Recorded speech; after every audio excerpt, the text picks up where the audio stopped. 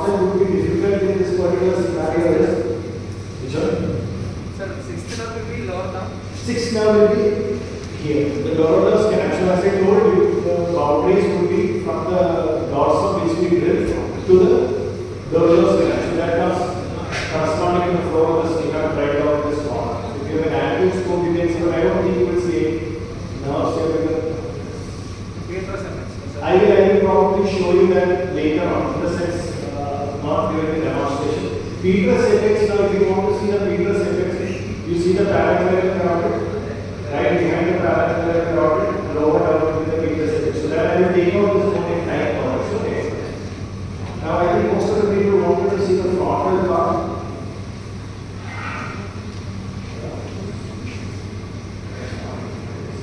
We have an issue in the frontal as well. So what I will try to do is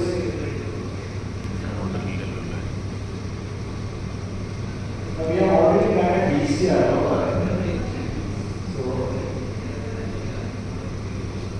So you cannot do a what do you call it? A draft procedure if you have non-mechanized science. So that's a formality. So when you talk about this science model procedure, there is draft procedures. The basic indication is to get the maximum possible drainage path. For that, all the options that you have, first is to make an incision, a U-shaped mucosal incision which goes like this. Okay? Okay? And so there are key points which you need to understand. There are two landmarks that you need to keep in mind. So what are the important things when you do a draft procedure? So you have 3 types of draft procedures. Now I will probably show you.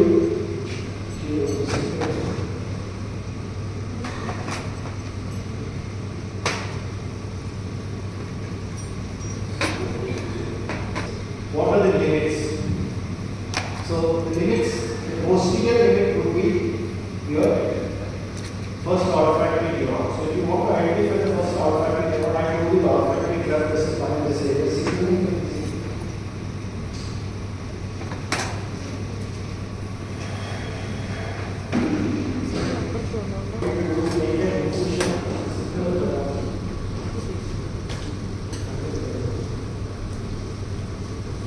Here to the very early to make the U-shaped incision onto the center. Okay. There are different ways by which you can do it. So you can make this U-shaped incision that goes on even onto the lateral wall as well. Okay. You can extend it like this. And we can raise a flat so that you can cover the lower areas. Earlier procedures, we just used to decoat all this mucosa and then go. Now once this is done, once this incision is made, what you have to do is you have to split this mucosa posterior. Okay. Now when you take this mucosa posterior, you can see the first thing that comes out is a vessel. No. Okay. This is not a nerve. The first thing that comes out is a vessel. Oh. So once this vessel will have water. Can you appreciate that? Yes, sir. So this is the branch on the Anti-rheumatic. Yeah.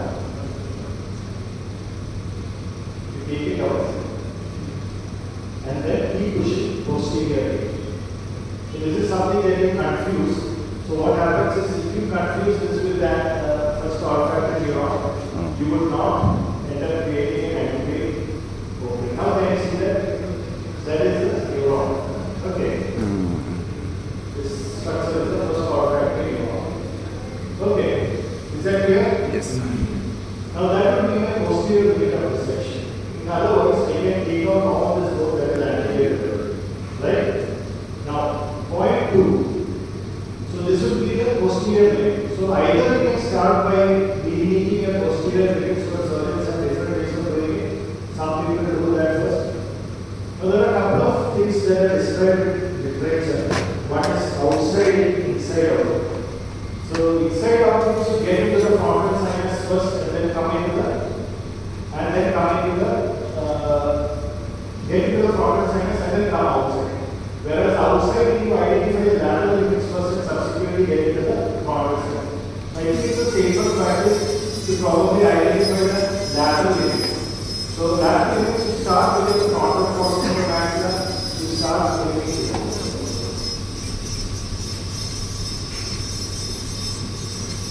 You start with the frontal portion of the maxilla, you start with the lateral bone. Something like what we had for the linear exercise yesterday. But here, the limit of dissection is slightly higher up.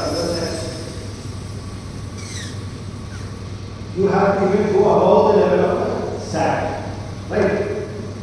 So can you see where the axilla was?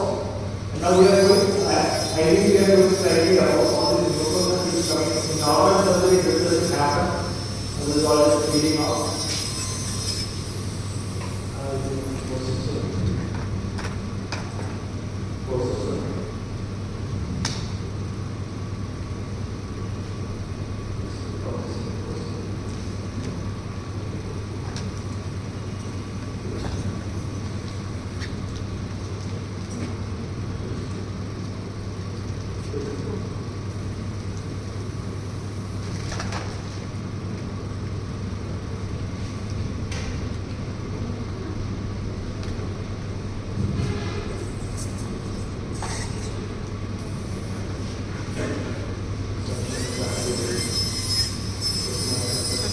So keep really use the coordination curve.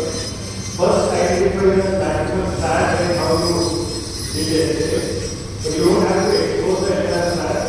You have to keep it active. So basically your assistant has to keep telling if you have reached the last place.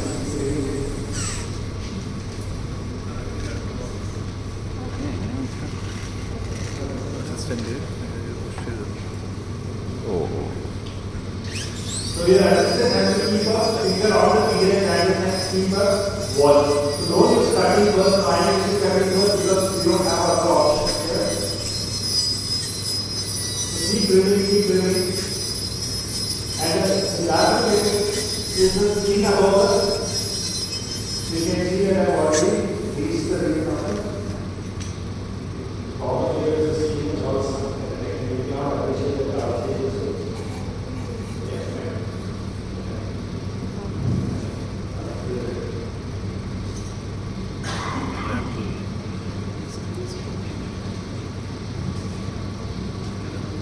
Any doubts so far?